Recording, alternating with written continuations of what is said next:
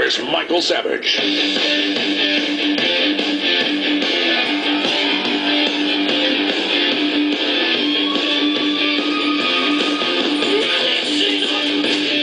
You're listening to an encore segment of Michael Savage. Our diversity, not only in our army, but in our country, is a strength. And as horrific as this tragedy was, if our diversity becomes a casualty, I think that's worse. But I think we as an army have to be broad enough to bring in people from all walks of life. I don't know how much longer this is going to go on in this country. I don't know how much longer this country can hold. I'm almost ashamed to be an American after what happened. The men are disarmed. Who disarmed them? Who took the guns away from our military at the bases? Why was there no MP at the gate to stop this psychopathic religious fanatic? Why was he not shot when he entered? Why did the FBI not haul him in 6 months ago when he started making anti-American, anti-military statements? Why, oh why, oh why, my, oh my, oh my. Which government agency do you believe failed the troops? Well, how about starting with all of the above? Who should be fired? How about checking all of the above? How did he get an automatic rifle through the door?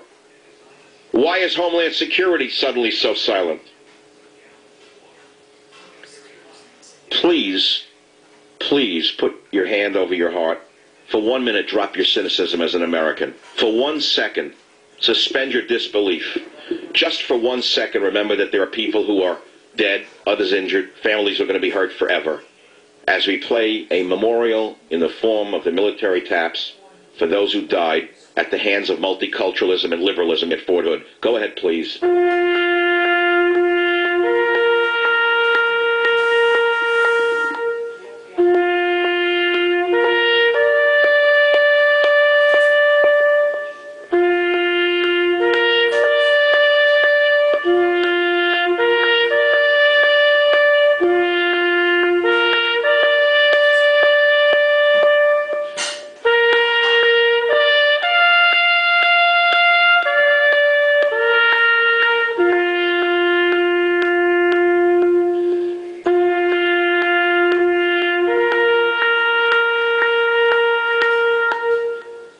I'd like to now read you a children's fable called The Trojan Horse. The Trojan Horse is a fable. After the events of the Iliad and the death of Hector, the Trojan War was not yet over. Neither the Greeks nor the Trojans seemed to be able to win, till one of the Greek kings, Odysseus of Ithaca, had an idea. Build a big wooden horse on wheels, he said, big enough for a bunch of Greek soldiers to hide inside it. So the Greeks did. Then the Greeks all pretended to sail home except the ones hiding inside the horse. They acted like they had given up and left. But really, they hid just around the corner. Soon the Trojans found the horse. What is it, they asked each other. Well, nobody knew. The Greek soldiers hiding inside kept very quiet. Then they found the Greek soldier hiding nearby. He said, though this was part of the trick, that the other Greeks hated him and they had left him behind. So the Trojans asked him what the horse was for. He said it was an offering to Athena. Well, the Trojans didn't want to upset Athena either, so they rolled the big horse into the city of Troy. It was so big it wouldn't go through the gate, and they had to tear down a piece of the city wall to get it in. They left it at the temple of Athena, and then the Trojans had a big party to celebrate the end of the war. Still, the Greek soldiers inside the horse kept very quiet. Finally, everyone fell asleep, and now the Greek soldiers came out of the Trojan horse and killed the guards on the walls. They then signaled to the other Greeks to come attack Troy. They could get in now because the walls were torn down. There was a big battle, and the Greeks won. All the Trojan men were killed, and all the women and children were taken back to Greece as slaves. A little fable for you out there in the savage nation. Those who do not know history are condemned to repeat it. Now, we've heard that phrase over and over again, and we think it applies to someone else at another time. It applies to other nations at other times, but it doesn't apply to you because you're a smart person. You went to college. You can read the internet. You're smart. You're up on things. It can't happen here. Can't happen here when it did happen here. This is the worst mass murder spree in the U.S. at a U.S. military base in history, and you don't even know about it anymore. They're celebrating the Yankees' victory in New York City. Congress is voting on whether to congratulate the New York Yankees. The president gets up and goes on and on about Chief Crazy Horse and Indian reservations.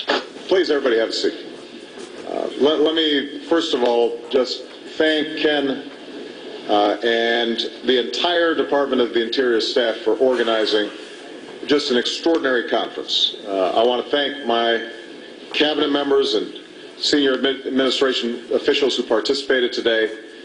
I hear that Dr. Joe Medicine Crow was around, and so I want to give a shout out to that Congressional Medal of Honor winner. Good to see you.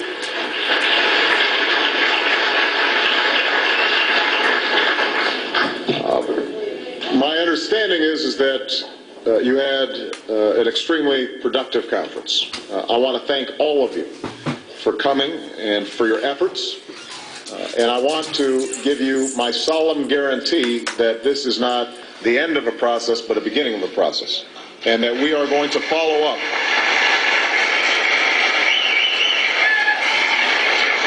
We are going to follow up. Every single member of my team understands that this is a top priority for us. I want you to know that, as I said this morning, this is not something that we just give lip service to. And we are going to keep on working with you to make sure that the first Americans get the best possible chances in life in a way that's consistent with your extraordinary traditions and culture and values. And then, as an offhanded gesture at the end, he says something about, oh yes, and Fort Hood. I have to say, though, that beyond that, I plan to make some broader remarks about the challenges that lay ahead for Native Americans, as well as collaboration with our administration. But as some of you might have heard, there has been a tragic shooting at the Fort Hood Army base in Texas. We don't yet know all the details at this moment. We will share them as we get them.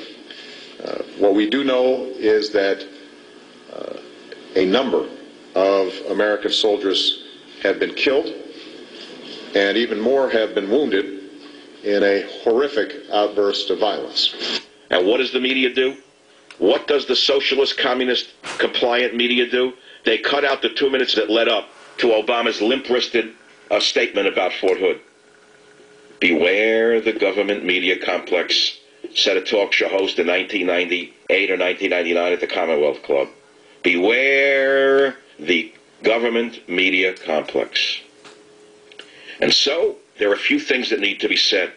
Number one, if you are a military person, if you have anyone in the military, I want you to remember how they disrespected the tragedy and the dead. You decide whether they're worth your vote.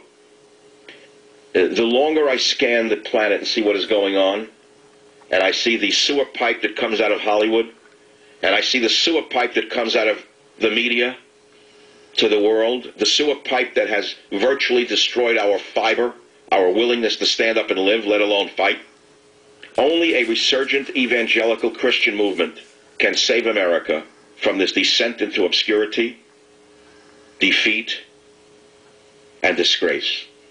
I stand by those words. I believe them. Is there something illegal in what I just said? Is there something illegal in what I just said to you? Do you believe that the obverse is true? Do you believe that only a resurgent atheism and cultural degeneracy? Do you believe that only a resurgent, or shall I say, a furtherance of the cultural degeneracy and anti-religious fervor of the fanatics in the government and the media will save America from this descent into obscurity, defeat, and disgrace? Which corollary do you think is true? Take a choice. Take a choice. God sees the truth but waits. And now on to the questions on the savage nation. Here are the questions again. Which government agency do you blame for the shooting at Fort Hood? Who gave you the worst coverage of this story? Why was there no armed MP to stop Hassan at the entrance of the base, of this hall? I'll be right back. Savage. AM 5.